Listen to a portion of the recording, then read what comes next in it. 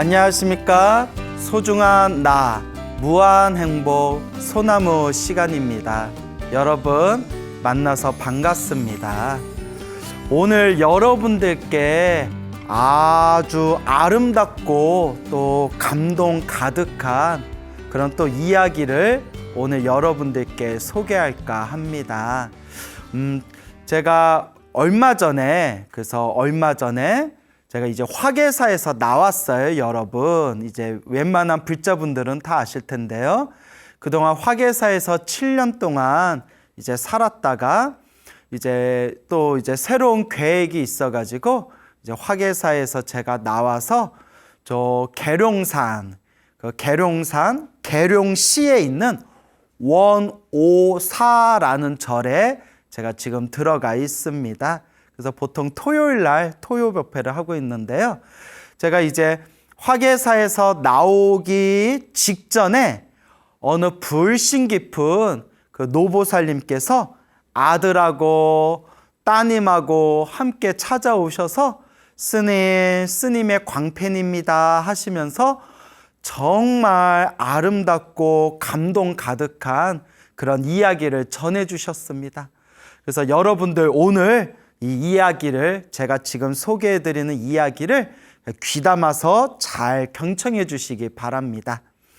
그때 이제 화계사의 절에 찾아오셨던 노보살님 법명이 관조심이라는 그런 불자님이었습니다. 이 관조심 보살님께서 지금 이제 80이 넘으셨다고 하더라고요. 이제 8순이 넘으신 아주 이제 자그마한 체구의 그렇게 이제 고우신 노보살님께서 오셨는데 젊었을 때부터 평생 연불정진을 하셨대요. 평생 나무아미타불 정토 연불수행을 하셨고요. 아드님도 따님도 그렇게 가족들도 다 함께 이제 오래전부터 나무아미타불 정토 연불을 닦으셨다고 합니다. 근데 이 관조심 보살님께서 찾아오셔가지고 들려주신 이야기가 이제 본인 이야기가 아니라, 물론 본인도 이루 헤아릴 수 없는 신비한 가피를 많이 받으셨지만 이 불자님께서 해주신 얘기가 당신 관조심 불자님의 부모님 되시는 아버지 어머니의 그런 연불 가피에 대한 이야기를 저에게 직접 전해주시기 위해서 멀리서까지 이제 서울에 있는 저한테 찾아오셨습니다.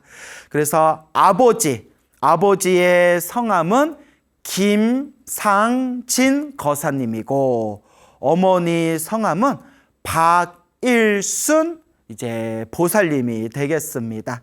그래서 아버지 김상진 거사님, 어머니 또 이제 박일순 보살님의 그런 아름다운 신행의 그런 이야기를 저한테 이제 직접 전해주신 이야기를 여러분들에게 들려드릴까 합니다.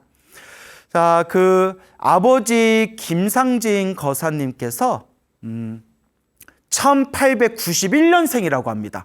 와, 1900년대 분도 아니시고 1891년생이시고 81세 81에 이제 세상을 떠나셨다고 합니다. 어머니 박일순 보살님께서는 이제 1900년생이신데 또 장수를 하셨어요. 95세, 95살까지 이 사바세계에 잠시 머무르시다가 95살에 이제 세상을 떠나셨다고 합니다. 이제 따님이신 관조심 불자님께서, 관조심 보살님께서 저에게 전해주신 아버지 김상진 거사님과 어머니 박일순 보살님의 그런 감동이 가득한 신행생활 이야기 여러분들께 소개할까 합니다. 아버지 김상진 거사님은 1891년생이셨고 그리고 삼형제 중에 막내였다고 합니다. 삼형제의 막내. 부모님께서 전염병으로 일찍 세상을 떠나셨다고 합니다. 전염병에 걸리셔서 병고로 일찍 세상을 부모님께서 떠나시고 그때 19살 된 큰형, 16살 된 작은형, 그 당시 13살 되었던 자기 자신, 그러니까 이렇게 3살 터울이에요. 3살 터울에 삼형제가 있었는데 그렇게 갑작스럽게 부모님을 잃고 나서 큰형이 이제 장남 역할, 집안의 가장이 되었던 19살 됐던 큰형이 이제 작은형이랑 막내를 고모댁에 맡겨놓고 나는 저기 돈 벌고 올게, 돈 많이 벌어 올 테니까 기다리고 있어, 돈 벌고 올게 라고 하더니 큰형님이 이제 집을 나갔다고 합니다. 돈 벌고 올게 라고 하면서 이제 고모 집에서 잘 지내고 있어. 고모 집에서 잘 지내고 있고 형이 다시 돌아올게 해서 이제 작은 형이랑 이제 막내인 이 김상진 거사님이랑 이렇게 고모 집에서 살고 있는데 어느 날 소식을 들었대요. 야, 너의 큰형님은 머리 깎고 스님이 되셨다라는 깜짝 놀랄 만한 소식을 듣게 됩니다. 머리 깎고 스님이 되었으니까 이제 큰형님 기다리지 말고 큰형님은 지금 열심히 수행하고 공부하고 있으니까 그렇게 큰 깨달음을 얻으면 다시 오실 거다. 그가 그때까지 이제 큰형님 기다리지 말아라 라고 하더래요. 어찌나 이 거사님이 그렇게 아버지의 어머니 빈자리에 기둥 같은 역할을 해주셨던 장남이었던 큰형님이 머리 깎고 출가해서 세속을 떠났다는 얘기를 듣고 막 슬프고 화도 나고 서운하기도 하고 여러 가지 감정이 복받쳤다고 합니다. 어쨌거나 그렇게 이제 고모 집에서 그렇게 이제 한 해 한 해 그렇게 이제 세월을 보내게 되었을 때 간간히 큰 형님 소식을 듣게 되었대요. 그래서 나중에 들은 얘기가 너의 큰 형님은 머리 깎고 스님이 되신 대로 맨날 이렇게 벽만 보고 앉아 계신다. 그렇게 항상 매일 수행을 하고 계신다. 매일 그렇게 수행하고 계시니까 그렇게 알고 있어라 라고 들었는데 이제 마지막 들은 소식이 훨씬 뒷날 마지막 들은 소식이 너의 출가하신 큰형이 열심히 수행해서 그렇게 도를 깨달았는데 딱 앉아서 세상을 떠나셨다. 세상을 일찍 떠나셨는데 딱 앉은 채 숨이 딱 끊기셨다라는 말을 마지막으로 전해 들었다고 합니다. 그러니까 기본적으로 불심이 대단한 그런 어떤 부처님의 인연과 깊은 집안이었던 것 같아요. 그렇게 큰형님이 먼저 머리 깎고 출가하고 나중에 멀리서 들은 소식으로는 딱 자리에 앉은 채 우리가 그걸 좌탈인망이라고 해요. 앉은 채 세상을 떠나는 것을 앉은 채 훌훌 육신의 옷을 벗고 세상을 떠나는 것을 좌탈인망이라고 부르거든요.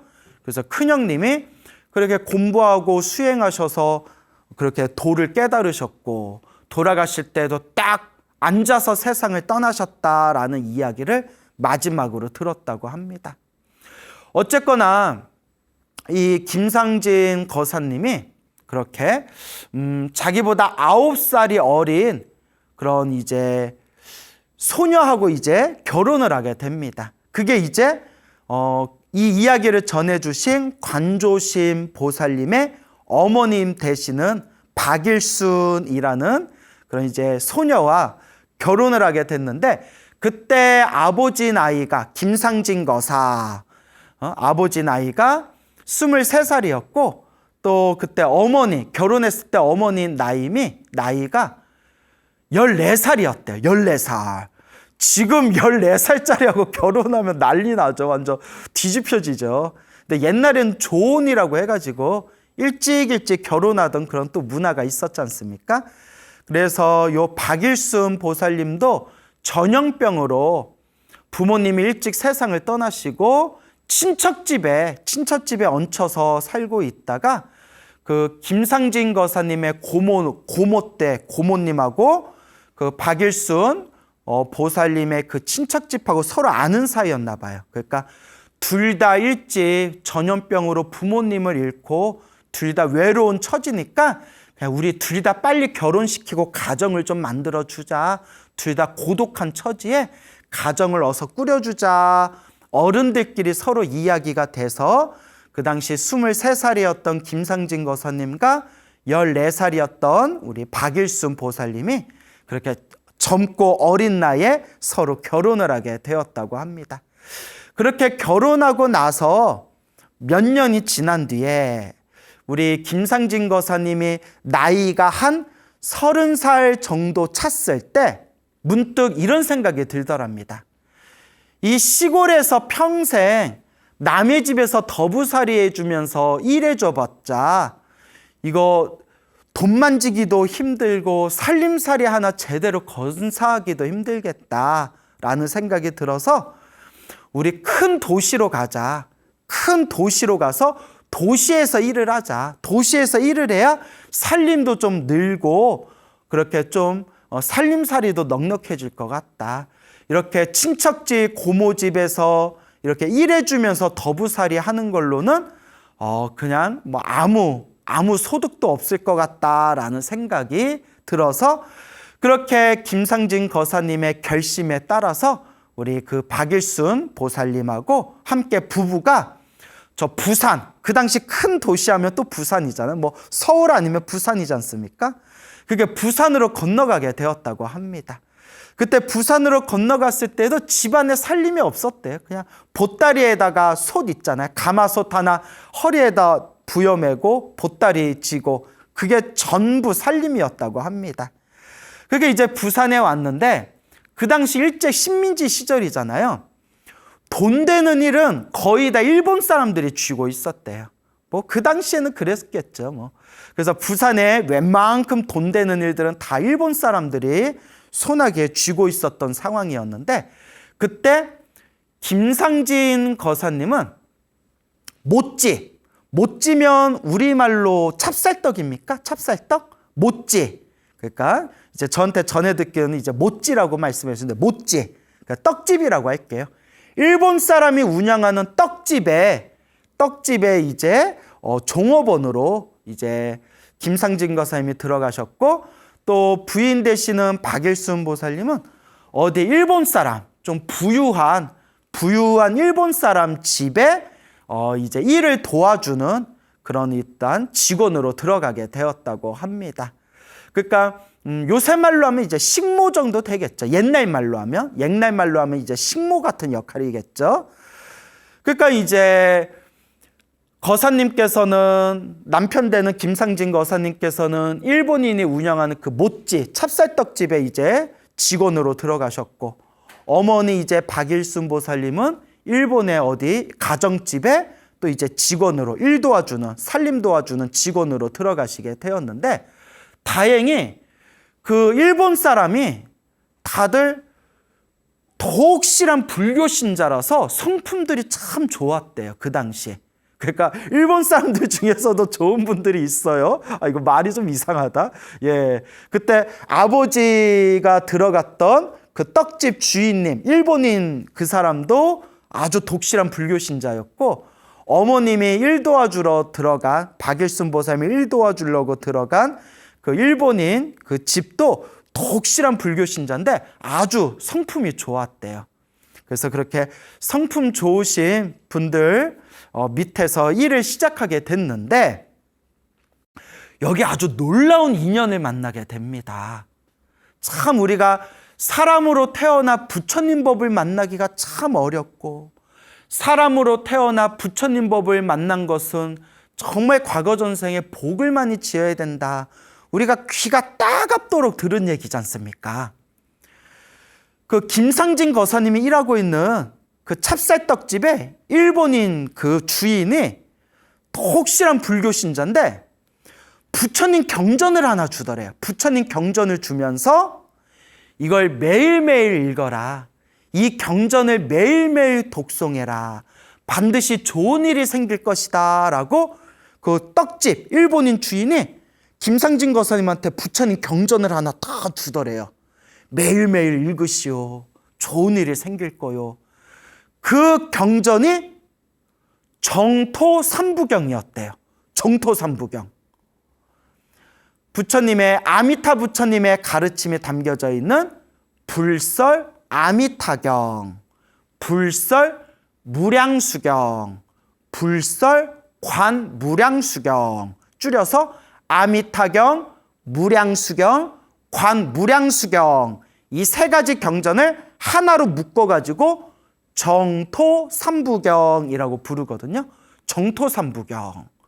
그 정토삼부경을 김상진 거사님한테 주면서 매일매일 읽으시오. 매일매일 읽으면 좋은 일이 생길 것이요.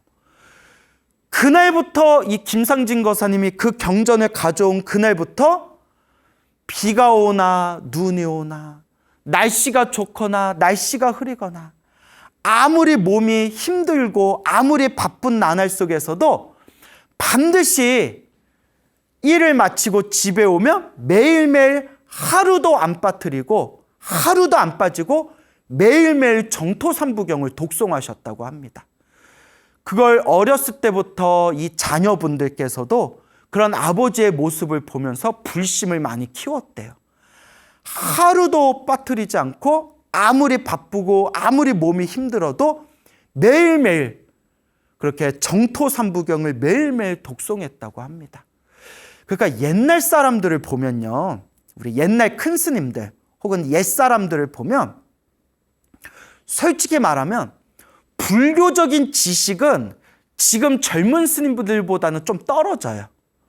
그거는 당연한 게 요새 젊은 스님들은 이 현대 문명의 혜택을 듬뿍 받기 때문에 딱 앉아서 인터넷만 키면 그런 미디어를 통해서 인도 불교, 티베트 불교, 중국 불교, 한국 불교, 일본 불교, 동남아시아, 태국, 미얀마 불교, 남방 불교까지 그냥 다 비교하고 분석하고 옛날 큰 스님들은 만져보지도 못했던 온갖 귀중한 불교 자료들을 얼마든지 우리가 쉽게 구해서 볼 수 있는 시대거든요.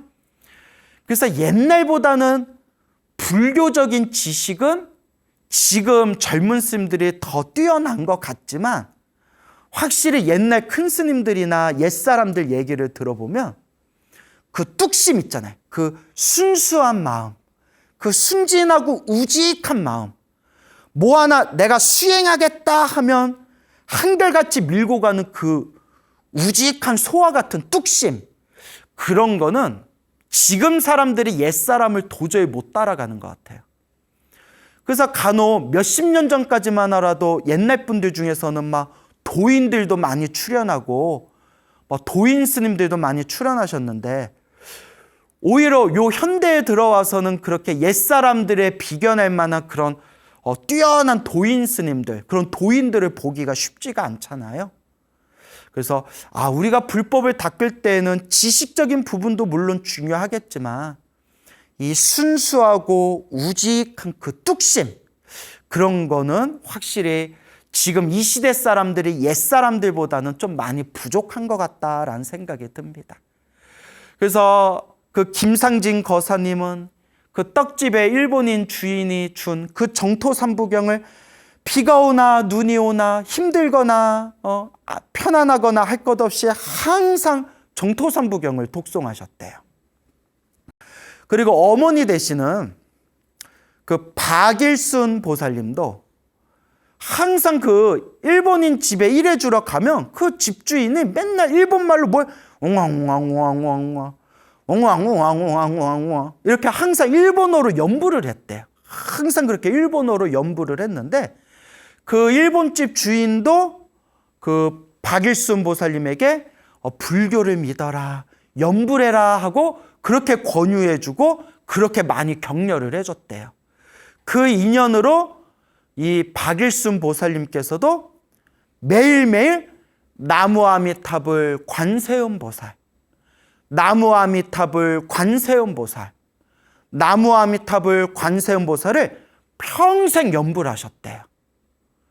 그래서 김상진 거사님은 매일매일 정토삼부경을 독송하셨고 박일순 보살님은 매일매일 나무아미탑을 관세음보살을 평생 그렇게 연불을 하셨다고 합니다.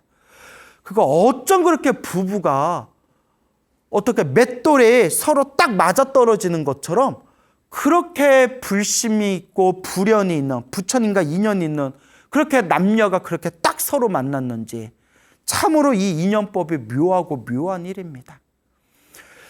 그렇게 이제 부산 대도시에서 일을 시작하면서 이제 먹고 사는 문제는 어느 정도 해결이 되었고, 그리고 그 사이에 아들 2, 딸 6, 그래서 8남매를 낳았대요. 8남매, 아들 2과 딸 6, 8남매를 낳았는데 1945년 이제 드디어 이제 해방이 되게 됩니다. 그렇게 이제 해방이 되게 되었는데, 해방이 되어서 우리나라가 이제 독립하게 되었을 때 그 일본인 그 주인이 우리는 이제 일본으로 돌아가야 된다. 이제 더 이상 한국에 우리가 살 수 없을 것 같다. 그러니 우리가 살던 집을 당신들에게 주겠다. 김상진 거사님, 박일순 보살님한테 이 집을 줄 테니까 당신들이 와서 살아라 라고 얘기하셨대요. 이야, 집 하나 공짜로 얻는 거예요. 그리고 부잣집 장사하던 일본인들이 쓰던 집이니까 집도 좋았을 거 아니에요? 근데 아우 싫습니다 하고 안 받으셨대요. 왜 안 받으셨냐면 원래 욕심도 없으셨지만, 너무나 순박하신 분들이라 욕심도 없었지만, 그 당시 어떤 소문이 들었냐면 일본인이 살던 집에 들어가서 살면 징역에 처한다라는 말도 안 되는 이상한 소문이 돌고 있어가지고 그 집을 안 받았대요. 그리고 나중에 일본 사람들이 다들 일본에 가고 난 뒤에 그 빈집에 다른 한국인들이 와가지고 다다미를 다 뜯어서 온돌 만드는 모습을 보고, 그때 이제 장남되시는 아드님이 주는 것도 못 받고 평생 이렇게 가난하게 사냐 하고 그렇게 잠깐 불만이 있었다. 뭐 그런 이야기도 이렇게 해주시더라고요. 하지만 부모님이었던 이 김상진 거사님하고 박일순 보살님은 절대 그 집을 갖지 못한 걸 후회하거나 아까워하지 않으셨대요. 원체 욕심이 없으셨고, 원래 내게 아닌데 왜 욕심을 내냐. 그래서 아무런 미련도 없고 후회도 없으셨고 욕심 자체가 없으셨다. 어쨌거나 그렇게 이제 갑자기 이제 직장을 잃게 된 거죠. 그렇게 이제 일본 사람들이 일본으로 돌아가고 일하던 떡집도 문을 닫았으니까. 그래서 아버지께서 높은 산에다가 이렇게 밭을 만드셨대요. 밭을 만든 뒤에 거기다가 이제 곡식을 심어가지고 이제 밭농사를 지으면서 그렇게 이제 평생을 사시게 되는데, 그렇게 밭농사를 지으면서 항상 그 곡식을 거둘 때에는 그렇게 마을 사람들, 주변 사람들을 모아놓고 여름에는 수박이나 참외도 사람들에게 보시하고, 그렇게 옥수수나 그런 곡식도 사람들과 함께 나눠 먹으면서 늘 하시던 말씀이 이게 다 부처님이 주신 겁니다. 다 부처님이 주신 겁니다. 라고 얘기를 하시더래요. 그리고 이 김상진 거사님이 그렇게 이제 남모르게 보살행을 많이 하셨어요. 길을 가다가 이렇게 길에 돌멩이가 하나 툭 튀어나오면 그 자리에서 호미를 가져와가지고 그 돌멩이를 다 캐내셨대요. 행여라도 사람들이 지나가다 돌부리에 넘어져서 다칠까봐 혹시 가는 길에 그렇게 돌 하나가 톡 튀어나와 있으면 그걸 다 돌을 뽑아가지고 길을 평탄하게 만들었고, 행여라도 길에 움푹 파인 구멍이 있으면 그걸 다 흙을 모아서 행여라도 사람들이 거기에 걸려 넘어질까봐 그 웅덩이도 다 덮으시면서 그렇게 남모르게 보살행을 하셨답니다. 근데 어느 날이었대요. 그 마을에 지독한 가뭄이 왔을 때 원래 쓰던 우물물이 말라가지고 마을 사람들이 멀리까지 물을 떠와야 되는 그런 불편한 상황이 생겼대요. 멀리까지 힘들게 물을 떠와야 되니까 사람들이 참 힘들고 괴로울 거 아니에요. 보다 못해서 김상진 거사님이 부처님께 간절히 기도하셨대요. 부처님 도와주십시오. 부처님 물을 쉽게 구할 수 있도록 가피를 주십시오. 그렇게 몇 날 며칠 동안 간절하게 그렇게 기도를 했는데 저쪽에 마을 한 구석에 촉촉하게 이렇게 물이 젖어드는 곳이 딱 생기더래요. 갑자기. 이상하다 해서 혹시나 싶어서 거기를 꽃갱이질을 하고 삽질을 해서 2m 정도를 팠더니 거기서 샘물이 퐁퐁퐁 물이 솟구쳐가지고 거기다 이제 우물을 만드셨다고 합니다.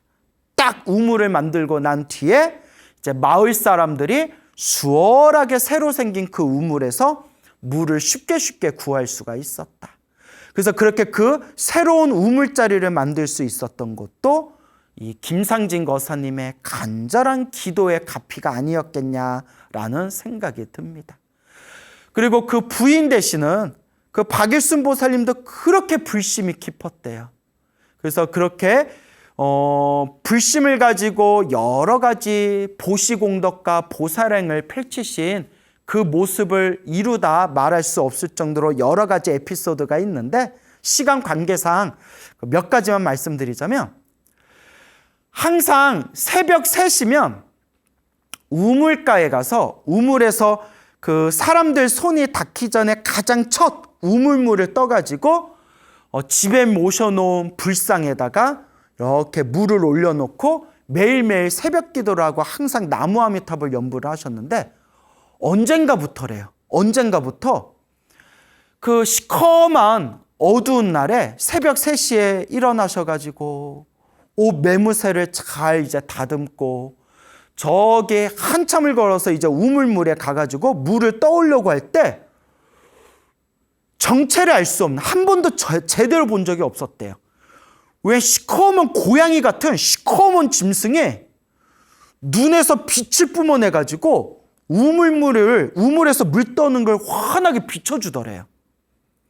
그래서 무슨 짐승인가 하고 보려고 해도 너무나 밝아가지고 우리가 이렇게 차가 올 때 어두운 시커먼 날에 차에서 헤드라이트 켜지면 그 불빛만 보이고 차는 잘 안 보이잖아요. 그래서 뭐 고양이 같은 시커먼 짐승인데 눈에서 빛이 너무 뿜어져 나와가지고 그 짐승을 모습을 한 번도 제대로 보질 못하셨대요. 그런데 하나도 무서운 생각이 안 들더래요. 그렇게 이제 우물물에서 그 부처님께 올릴 닭인물을 뜬 뒤에 집까지 걸어갈 때 뒤에서 살금살금 그 짐승이 뒤에서 살금살금 걸어오면서 눈에서 안광이 환하게 나와서 어머님이 집에 갈 때까지 뒤에서 불빛이 환하게 비춰졌대요. 야, 이거 무슨 전설의 고향도 아니고. 그러니까 여러분 우리가 옛날 옛적에라는 그런 책 같은 데 보면 막 도인이 막 호랑이 타고 다니고 뭐 어두운 날에 막 이렇게 호랑이가 눈에서 불빛을 뿜어내서 길을 환하게 밝혀줬다. 뭐 이런 옛적의 삼국유사 같은 이야기 있지 않습니까? 그 어머님께서 하시는 말씀이 내가 그 짐승을 한 번도 제대로 보지는 못했는데 그 고양이 같은 시커먼 짐승이 눈에서 불빛을 환하게 비춰주면서 내가 집에 갈 때까지 뒤에서 환하게 비춰주고는 했었다. 라는 말씀을 그렇게 평소에 자녀들에게 많이 말씀을 하셨다고 합니다. 그리고 어머니께서 학교 교육도 제대로 못 받으시고 배운 것도 없으셨지만 좀 지혜가 있으셨나 봐요. 그래서 누구 집에 전염병에 걸렸다라든가 누가 몸이 아프다라고 하면 어머니께서 그렇게 간병을 해주고 죽을 써주면 사람들이 금방금방 건강을 되찾았다고 합니다. 심지어는 집안에 애가 너무 아파가지고 약도 잘 들지 않을 때 이 박일순 보살님을 찾아오면 박일순 보살님이 이렇게 나무 아미타불 관세음 보살 연불 해주면서 아이를 간병해주면 아이들 아픈 게 금세 낫고는 해가지고 그 아버지 김상진 거사님, 어머니 박일순 보살님의 그런 정말 보살행의 모습, 그런 순진하고 순박하고 욕심 없이 사람들에게 그런 베푸는 그런 선한 모습을 보면서 마을 사람들이 한결같이 무슨 말씀을 했냐면 저 부부는 저 김상진이라는 남편과 저 박일순이라는 저 아내, 저 부부는 똥만 빼고 다 부처다 이렇게 얘기했대요. 너무나 그 살아가는 모습이 아름다워서 저 부부는 똥만 빼면 그냥 부처다. 저분들은 생불이다라는 소리까지 들을 정도로 주변 사람들의 수많은 사람들의 존경을 받으셨다고 합니다. 정말 대단하죠. 자, 어쨌거나 이제 여기에 이제 제가 들은 이야기들이 많은데 이제 시간 관계상 이제 정말 여러분들에게 중요한 하이라이트를 이제 전해드려야 됩니다. 사실 가장 놀랍고 감동이 가득한 이야기가 이제 뒷부분에 나옵니다. 아버지 김상진 거사님이 평생을 나무아미탑을 정토삼부경을 독송하셨는데 81세 81에 이제 세상을 떠나셨어요. 그런데 아버지께서 평생을 건강하게 살아오셨는데 돌아가시기 1년 전에 가족들한테 이렇게 이야기하시더래요. 내가 1년 후에 떠난다. 내가 1년 후 10월 달에 내가 세상을 떠난다 라는 얘기를 자꾸 하시더래요. 그 가족들이 아니 건강하신 분이 이런 얘기를 왜 하시지? 아유 아버지 그런 얘기 하지 마세요. 아이고 아버님 왜 지금 건강하시고 더 오래 사실 텐데 그런 얘기를 왜 하세요? 그렇게 이제 별로 대수롭지 않게 여겼대. 그냥 노인들이 나이 들면 내가 빨리 떠나야지 이제 그런 투정으로 생각하고 별로 마음에 두지 않았는데 돌아가시기 일주일 전에 우리 8남매 마지막으로 다 모여서 잔치 한번 하고 싶다라고 얘기를 하시더래요. 그래서 돌아가시기 일주일 전에 8남매들이 다 모여가지고 그게 이제 잔치를 벌였대요. 아버지 손도 잡고 이렇게 춤도 추고 재롱도 부리고 박수치고 노래도 부르는데 아버지께서 그렇게 환하게 미소를 지으면서 아이고 좋다 아이고 좋구나 하고 그렇게 이제 잔치를 잘 끝냈대요. 그리고 돌아가시기 4일 전에 부인 되시는 박일순 보살님한테 여보 내가 이제 3, 4일 후에 세상을 떠날 것이요. 내가 세상을 떠나면 사람들이 많이 찾아올 테니까 그 쌀도 좀 미리 준비하고 김치랑 그 나물이랑 반찬거리도 좀 미리 준비하고 사람들 많이 올 테니까 그릇도 좀 많이 준비하시오. 순간 부인 되시는 박일순 보살님이 그 말이 심상치가 않더래요. 평생 나무아미탑을 관세음보살을 연불 하셨던 박일순 보살님이 무언가 올 게 왔나 보구나라는 생각이 들더래요. 그리고 그렇게 말씀하시고 3, 4일이 지난 뒤에 음력 10월 4일 날이었대. 음력 10월 4일 날 아침에 박일순 보살님이 이렇게 부엌에서 이렇게 이제 일하고 계시는데 그때 81살이 되신 우리 김상진 거사님께서 방에 이렇게 있다가 부인을 부르시더래요. 박일순 보살님 부인을 부르면서 할멈, 여보 할멈 하고 부르시더래요. 예, 영감 필요한 게 있어요? 했더니 손님이 오셨어. 상 좀 차려줘 이러더래요. 방에서. 아니 방에 아무도 없는데 손님이 오셨어. 상 좀 차려줘. 할아버지가 그러더래요. 김상진 거사님이. 손님이요? 누가 오셨는데요? 했더니 부처님이 오셨어. 이거 제가 그 따님이신 관조신 보살님께 직접 들은 얘기입니다. 부처님이 오셨어. 상 좀 차려줘 라고 하시더래요. 깜짝 놀라가지고 평생 나무아미탑을 관세음보살을 연불하셨던 이 박일순 보살님도 뭔가 올 때가 왔나 보구나. 부처님이 오셨어. 지금 방 안에 부처님이 오셨어. 상 좀 차려줘. 아, 예. 그러더니 방 안에서 김상진 거사님의 목소리가 들리대요. 혼자서 허공에다가 부처님, 제가 아들 둘이 있는데, 아들 둘, 딸 6이 있는데, 제가 아들 얼굴 좀 보고 가도 되겠습니까? 제가 아들 얼굴 보고 따라가겠습니다. 잠깐만 기다려 주실 수 있습니까? 라고 얘기를 했대요. 순간, 때가 왔나 보구나. 그래서 이 보살님이 방에다가 깨끗한 물 3개를 올려놓고, 부처님,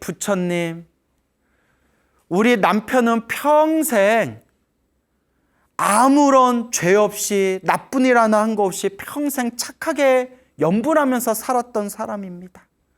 우리 남편 부디 극락세계로 잘 데려가 주십시오, 이끌어 주십시오 라고 방에다가 깨끗한 물 3개를 올려놓고 부처님께 기도를 하고 나갔다고 합니다. 그리고 연락을 받고 이제 큰아들이 찾아왔대요. 큰아들이 찾아와서 누워있는 아버지 옆에 딱 앉으니까 김상진 거사님이 아들의 손을 탁 붙들고, 아들아, 나는 이제 극락에 간다. 나는 이제 극락에 가니까 그래, 우리 가족들 서로 화합하고 서로 잘 그렇게 살아야 된다 하더니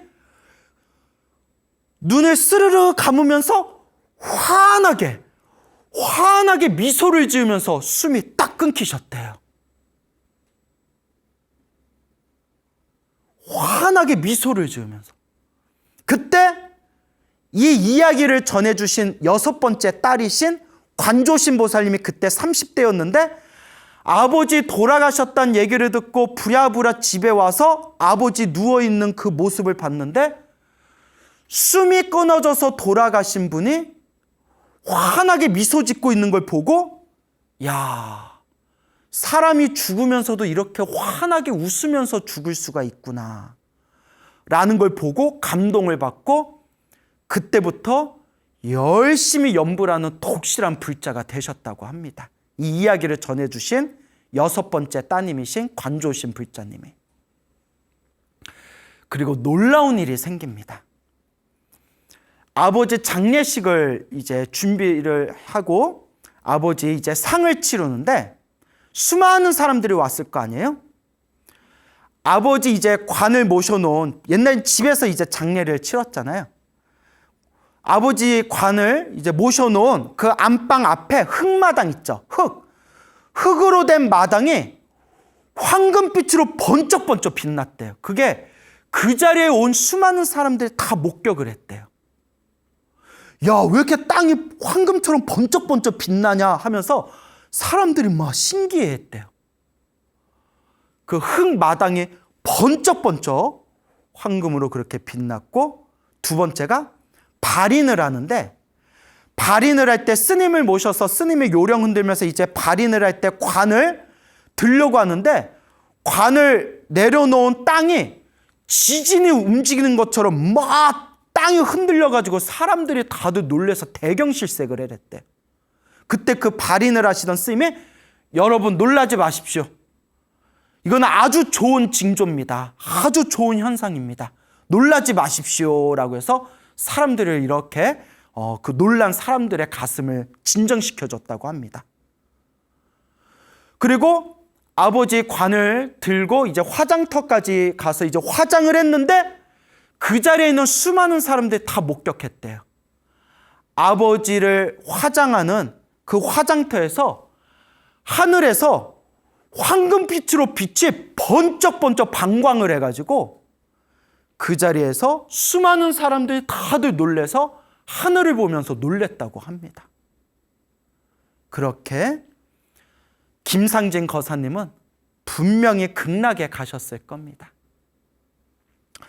그리고 어머니였던 박일순 보살님도 건강하게 지내다가 95살에 집에서 편안하게 세상을 떠나시는데, 세상을 떠나시기 며칠 전부터 이제 내가 가야 된다, 이제 내가 가야 된다라는 말씀을 하시더래요. 그러다가 세상을 떠나시던 그날에 어머니 이 박일순 보살님께서 갑자기 일어나시더니, 95살 된 보살님이 갑자기 일어나시더니 서쪽을 향해서 3번 절을 올리시더니, 예, 알겠습니다, 예, 제가 따라가겠습니다 하시더니 자리에 누우셔서 입으로 웅얼웅얼 입으로 뭘 자꾸 중얼중얼 하시더래요. 편안히 누우셔서. 아마도 평생 염불하셨던 나무아미탑을 관세음보살을 염불하셨겠죠. 그리고 웅얼 나무아미탑을 관세음보살을 염불하면서 환한 미소를 지으면서, 정말 아름다운 환한 기쁜 미소를 지으면서 편안하게 숨이 딱 끊기셨다고 합니다. 그 소식을 듣고 가족들이 찾아왔는데 하나도 슬프지가 않았대요. 너무나 환한 미소를 지으면서 떠나셨기 때문에 어머니가 떠나셔도 기쁜 마음으로 보내드릴 수가 있었다고 합니다. 이렇게 해서 가족들이 부처님의 가르침과 더 깊은 인연을 맺게 되었고, 그때 아들 2분이 있었다고 했잖아요. 장남과 차남, 아들 2분도 다 머리 깎고 출가하셔서 지금 스님이 되어 열심히 정토 연불을 닦고 계신다고 합니다. 이와 같이 우리 관조신 불자님께서 이와 같이 아름다운 그 부모님의 그런 연불 가피 이야기에 대해서 전해주신 이 소중한 말씀을 우리 소나무 가족분들께 제가 소개할 수 있어서 저도 굉장히 기쁘게 생각합니다. 여러분, 연불합시다. 기도하고 연불하고 마음을 닦읍시다. 여러분, 행복해지고 싶습니까? 행복한 삶을 창조하고 싶습니까? 복을 지으십시오. 선업을 지으십시오. 공덕을 쌓으십시오.